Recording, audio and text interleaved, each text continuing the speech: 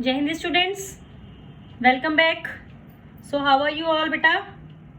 I hope you all are fine. So in today's class we will discuss the two topics, election campaign and polling and counting of votes. Clear? We have already studied in this chapter who are the voters. We have already studied कि हमारा जो candidate है वो election लड़ने के लिए ready है और उन्होंने नॉमिनेशन करवा लिया है. अब नॉमिनेशन हो चुका है.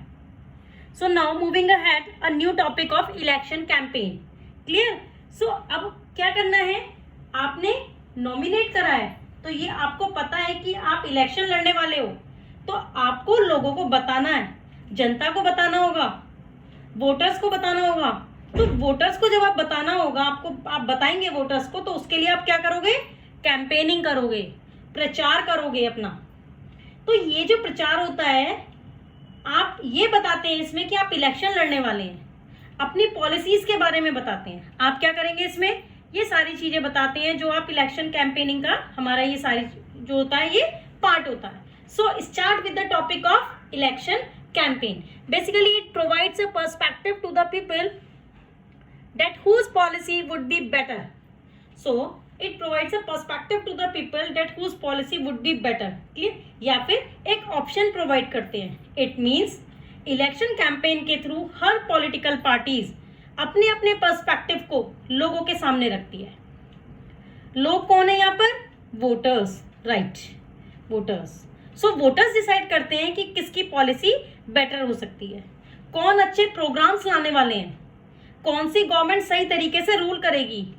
तो वोटर्स के पास बहुत सारे ऑप्शंस खुल जाते हैं, ऑप्शंस उन्हें दिखने लग जाते हैं. बेसिकली एक नए तरीके का इंट्रोडक्शन होता है कि कौन कौन इलेक्शन में खड़ा है, किस पार्टी से वो कैंडिडेट बिलोंग कर रहा है, क्या हमें उसे वोट देना चाहिए या नहीं देना चाहिए, क्या उनकी पॉलिसीज हमारी कंट्री को रन करने के लिए सही है या नहीं है. ये सारी चीजें क्लियर हो जाती हैं हमारे इलेक्शन कैंपेनिंग के थ्रू. तो ये इलेक्शन कैंपेनिंग होता कब है, so it takes place between announcement of the final list of candidates and the date of polling. ये हमारी कंट्री में 2 हफ्ते के लिए होता है. Election campaign is being held for period of 2 weeks in our country. तो ये जो 2 हफ्ते हैं वो कब आते हैं, so this time period takes place between the announcement of the final list of candidates and the date of the polling और द डेट ऑफ इलेक्शन. आज लिस्ट अगर अनाउंस कर दी कि किस पार्टी से कौन सा कैंडिडेट खड़ा है, किस कैंडिडेट को टिकट मिली है, या कौन सा कैंडिडेट इलेक्शन में पार्टिसिपेट करने वाला है, या कौन कंटेस्ट करने वाला है इलेक्शन में, उसके बाद से पोलिंग के दिन के पहले तक प्रचार कर सकते हैं, लोगों को अपने बारे में बता सकते हो, अपनी पार्टी के बारे में बता सकते हो, अपनी प्लान्स, अपनी पॉलिसीज के बारे में आप बता सकते हो. सो व्हाट डिड दे डू, तो इलेक्शन कैंपेनिंग में जो कैंडिडेट्स होते हैं, जो नॉमिनेट हुए हैं, वो बेसिकली करते क्या हैं, वो क्या करते हैं, first of all candidates contact their voters. वो क्या करते हैं, सारे के सारे कैंडिडेट्स जो इलेक्शन में खड़े हुए हैं वो वोटर्स के पास जाते हैं. आप लोगों ने देखा भी होगा ड्यूरिंग इलेक्शंस, इलेक्शन कैंपेनिंग में वो घर घर जाकर वोट मांगते हैं कि हमें वोट दीजिएगा, हम ऐसा काम करेंगे और हमें वोट दीजिएगा. इस तरीके से होता है ना. Next point is election meeting. Election meeting भी होती है, जगह जगह पर टेंट वगैरह भी लग जाता है, कार्यालय भी खुल जाते हैं, इनके ऑफिसेज भी होते हैं जहां पर इनकी मीटिंग्स वगैरह होती हैं. वहां पर ये अपने प्रोपेगेंडा, अपने प्लान्स, अपनी पॉलिसीज को डिस्कस करते हैं कि अगर हम पावर में आ गए तो हम इस तरीके के काम को करेंगे. Clear. Next point is mobilize the support of supporters. It means अब जो इनके सपोर्टर्स हैं, मान लीजिए आप किसी पार्टी को बिलोंग करती हैं या किसी पार्टी के सपोर्टर हैं, आप इलेक्शन के टाइम पर बड़े बड़े लीडर्स के साथ में जगह जगह घूमेंगे, उन्हें सपोर्ट दिलवाने की कोशिश करेंगे, लोगों से बोलेंगे कि वोट दीजिएगा, वोट दीजिएगा. ये वो सारी चीजें होती हैं जो कैंडिडेट इलेक्शन कॉन्टेस्ट करने वाले होते हैं, वो ये सारी चीजों को करते हैं. So what did they do, basically candidates contact their voters, they held election meetings and they mobilize the support of supporters. Clear students? अब अलग अलग पॉलिटिकल पार्टीज ने अलग अलग स्लोगन्स दिए हैं बड़े बड़े इश्यूज पर. कंट्री के अंदर बहुत सारे स्लोगन्स निकले थे, successful slogans over big issues. So what are these? उन बड़े बड़े इश्यूज को बेसिकली बेटा एड्रेस करने के लिए अपने इलेक्शन प्रोपेगेंडा में स्लोगन का यूज किया गया है। नारों की मदद से, स्लोगन की मदद से लोगों तक अपना मैसेज, अपना प्रोपेगेंडा, अपने प्रोग्राम्स, अपनी पॉलिसीज लोगों तक पहुंचाने की कोशिश करी है। सो हमारे जो पहले भी जो हमारे लीडर्स हुआ करते थे वो क्या काम करते थे? कुछ स्लोगन्स का यूज करते थे, जैसे कि मैंने यहाँ पर लिखे हैं, कुछ स्लोगन्स का यूज करके इट मीन्स वो अपने प्रोग्राम्स, अपनी पॉलिसीज को लोगों तक पहुंचाने की कोशिश करते थे। तो हम देखते हैं कुछ बड़े slogans over the period of times. different political parties have adopted the different strategies with different slogans। और ये करते क्यों थे? Basically to attract the people to the parties. First one is गरीबी हटाओ कांग्रेस 1971। इंदिरा गांधी के टाइम पर कांग्रेस पार्टी ने स्लोगन यूज किया था, गरीबी हटाओ। इसके स्लोगन से ही समझ में आ रहा है कि रिमूव पॉवर्टी। तो इंदिरा गांधी का कहना था कि अगर हमारी पार्टी पावर में आ जाती है तो 1971 में जो कि आई भी थी, तो हम क्या करेंगे? हम देश से गरीबी हटाएंगे। उन्होंने ऐसा स्लोगन निकाला था। गवर्नमेंट की सारी पॉलिसीज को रीओरिएंट करेंगे और पॉवर्टी रिडक्शन के टुवर्ड्स काम करेंगे। तो ये एक स्लोगन, बहुत बड़ी प्रॉब्लम थी वहां पर, ये इसीलिए एक स्लोगन निकाला गया था गरीबी का, क्योंकि वहां पर एक बहुत बड़ी उस टाइम पर प्रॉब्लम फेस कर रही थी सोसाइटी, और वो क्या प्रॉब्लम थी? पॉवर्टी की। तो ये समझ में आता है कि इलेक्शन कैंपेनिंग में लीडर्स का प्रोपेगेंडा होता है, एक मेन प्रोपेगेंडा रहा है क्या इस टाइम पर? क्या रहा था? रिमूव पॉवर्टी, गरीबी हटाओ। अब 1972 में जनता पार्टी थी, सेव डेमोक्रेसी जनता पार्टी 1977। तो अब 77 में जनता पार्टी थी under the leadership of Jayaprakash Narayan. तो उन्होंने सेव डेमोक्रेसी का स्लोगन दिया था। अब सेव डेमोक्रेसी का स्लोगन यहाँ पर क्यों दिया गया? क्या सिग्निफिकेंस रहा होगा? क्यों उन्होंने इलेक्शन कैंपेन में सेव डेमोक्रेसी जैसा प्रोपेगेंडा रखा होगा? तो उसके पीछे भी एक रीजन था। So what was that reason? उस समय पर 1977 पीरियड के आसपास पहले क्या हो रहा था? इंदिरा गांधी ने इमरजेंसी इंपोज कर दी थी कंट्री में। डेमोक्रेसी जो थी वो रिंग्स में थी, डेमोक्रेसी बहुत ज्यादा खतरे में थी। तो जयप्रकाश नारायण ने under the flagship of Janata party उन्होंने स्लोगन निकाला सेव डेमोक्रेसी। उन्होंने बताया कि डेमोक्रेसी को बचाने की जरूरत है, लोकतंत्र बेसिकली खतरे में है, डेमोक्रेसी को बचाने की जरूरत है, क्योंकि इमरजेंसी के चलते उनका यह मानना था कि दूसरी पॉलिटिकल पार्टी ने देश को पूरी तरीके से खराब करके रख दिया है। तो डेमोक्रेसी को बचाने के लिए स्लोगन निकाला गया save democracy. Move on to the next slogan, land to the tiller, left front 1977। अब टिलर कौन है यहाँ पर? टिलर का बेसिकली मीनिंग होता है फार्मर।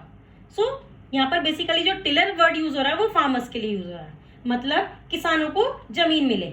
लेफ्ट फ्रंट पार्टी जो है वो वेस्ट बंगाल वाली उन एरियाज में 1977 में इस टाइम पर क्या हो रहा था? क्या स्लोगन दिया गया? Land to the tiller. Land to the tiller slogan देने का कारण था कि अधिकतर लैंड रिफॉर्म्स की बातें करी जाती थी। लैंड जो थी वो बड़े बड़े जमींदार लैंडलॉर्ड्स के पास हुआ करती थी, गरीबी के पास बहुत कम हुआ करती थी या होती ही नहीं थी।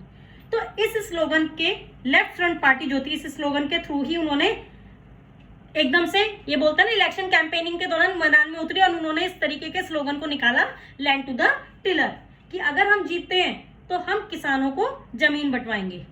इट मीन्स लैंड रिफॉर्म्स पर भी काम करेंगे। ये उनका एक प्रोपेगेंडा हो गया था, उनका एक बेसिकली जो एक मेन मैसेज था लोगों तक पहुंचाने का, ये उन्होंने इस तरीके के पॉइंट को हाईलाइट किया था। Next and the last slogan is that protect the self respect of the Telugus. तो तमिलनाडु में क्या था, सॉरी हमारा जो टीएन रामाराव थे तेलुगु देशम पार्टी के, इन 1983 में जीतने के लिए उन्होंने ये स्लोगन का इस्तेमाल किया था। अब बेसिकली वहां पर हुआ क्या था कि तमिलनाडु में तेलुगु को राइट्स थे, उन्हें उनके सेल्फ रेस्पेक्ट को प्रोटेक्ट करेंगे। उन्होंने इस तरीके का स्लोगन निकाला कि protect the self respect of the Telugus. तो आपको समझ आ गया होगा कि किस तरह से अलग अलग इश्यूज पर इलेक्शन कैंपेन में बड़ी बड़ी पार्टीज ने, बड़े बड़े लीडर्स ने अपने प्रोपेगेंडा के लिए यूज किया, अपने मैसेजेस को लोगों तक पहुंचाने का कोशिश करी, पहुंचाने की कोशिश करी।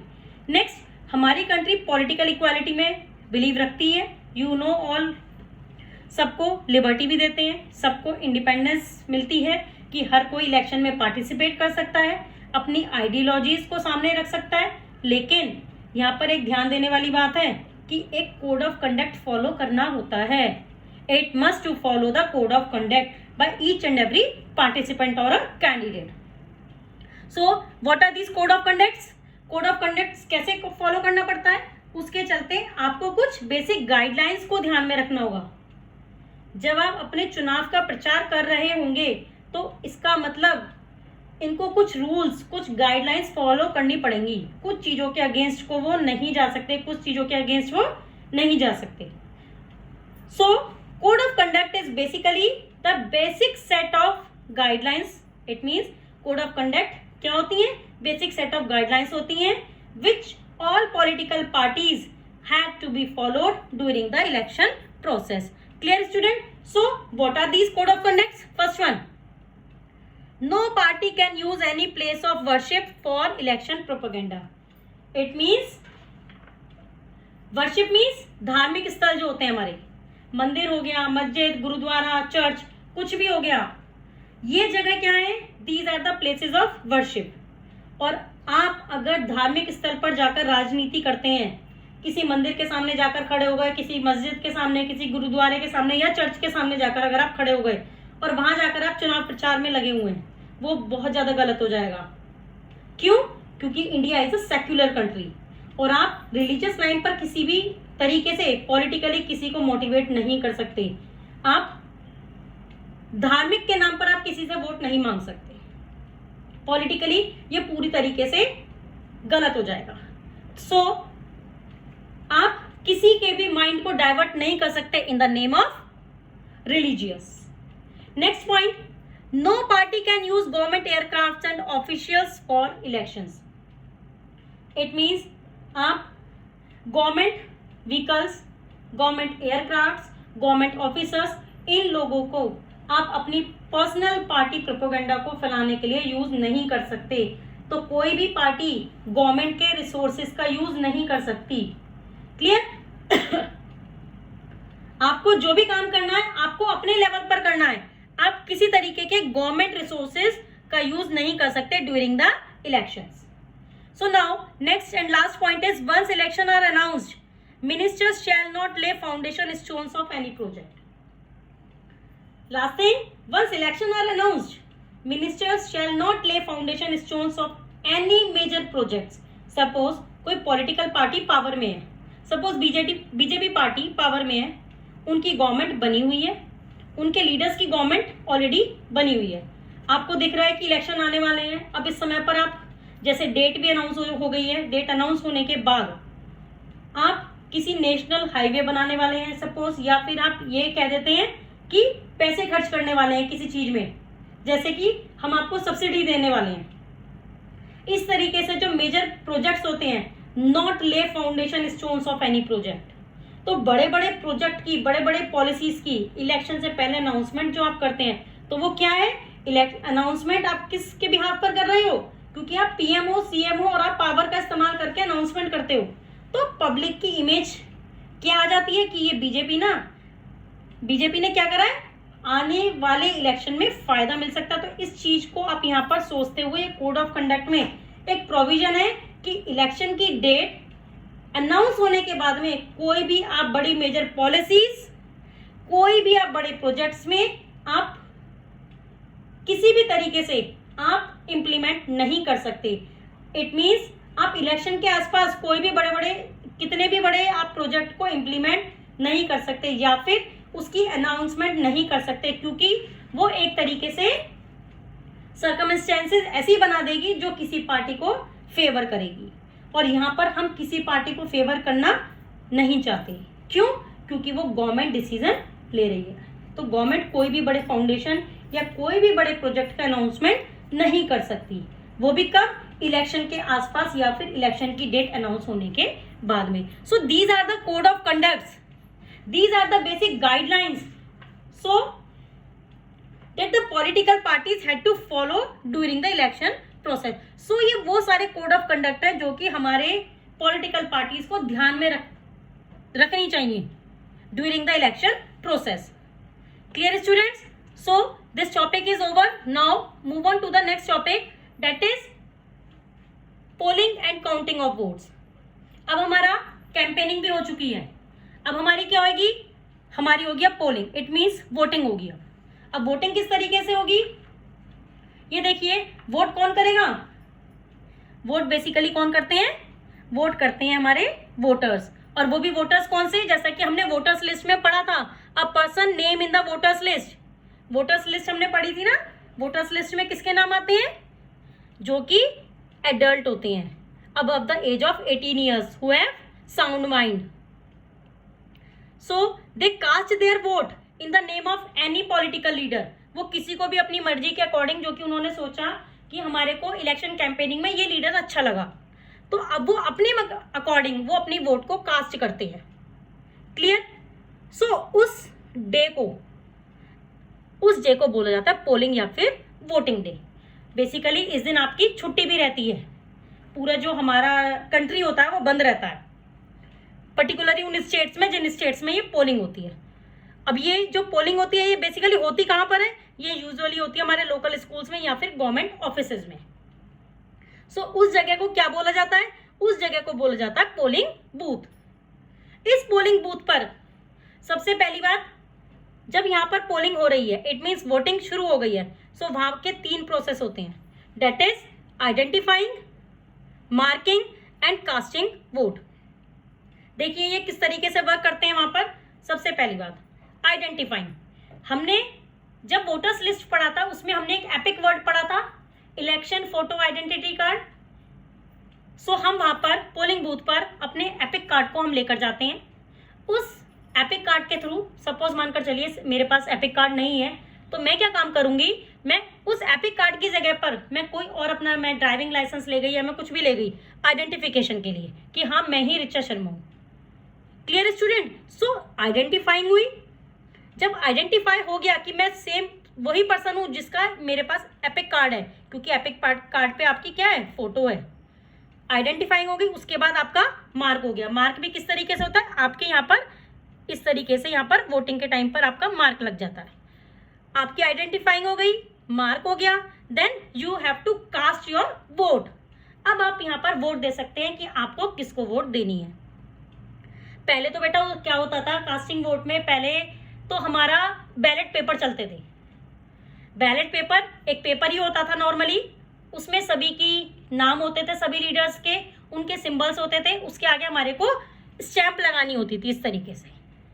लेकिन उसके बाद आया ईवीएम, इलेक्ट्रॉनिक वोटिंग मशीन। उस इलेक्ट्रॉनिक मशीन, जैसे हमारा ये एटीएम मशीन्स होती हैं, उस तरीके की मशीन आ गई। उस मशीन के थ्रू क्या हुआ, हम लोग वोटिंग करने लगे।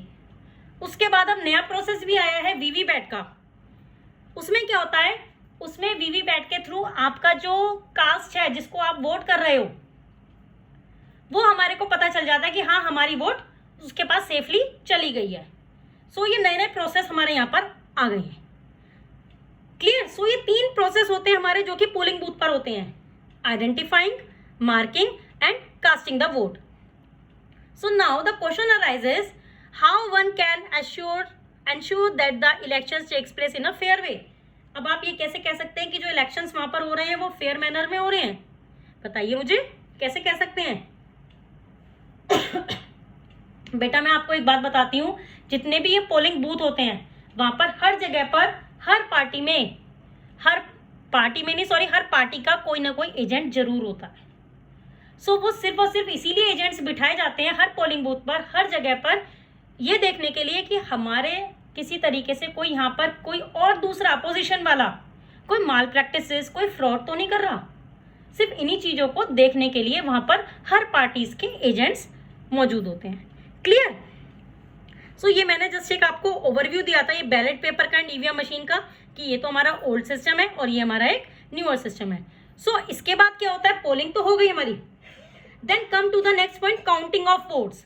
सो काउंटिंग कैसे होती है? सपोज मानकर चलिए, जैसा कि अभी हमने इलेक्शन कैंपेनिंग में पढ़ा था कि हमने उसमें क्या पढ़ा था कि जो हमारा रिजल्ट डिक्लेरेशन डेट होता है, रिजल्ट डिक्लेरेशन डेट के दिन क्या होता है, एक एरिया स्पेसिफाइड हो जाता है, जितने भी हमारी पोलिंग बूथ से जितने भी ये बॉक्सेस होते हैं वो सारे ले जाकर एक जगह पर रख दिए जाते हैं, क्योंकि अब तो वैसे भी ईवीएम मशीन्स का इस्तेमाल होने लगा, तो ये ऑटोमेटिकली क्या होता